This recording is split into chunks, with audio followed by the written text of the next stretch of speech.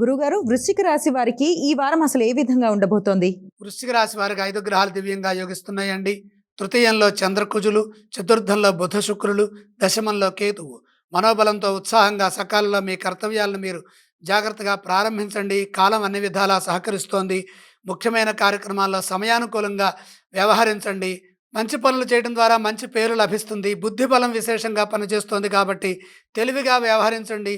సృజనాత్మక ధోరణితో ముందుకు సాగండి.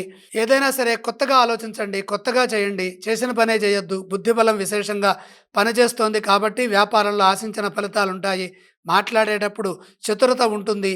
ఆకర్షణీయమైన వాక్కులుంటాయి. వ్యాపారంలో నూతన ప్రయత్నాలు సఫలమవుతాయి. పరిస్థితులకు తగ్గట్టుగా వ్యాపారంలో అభివృద్ధిని సాధిస్తారు.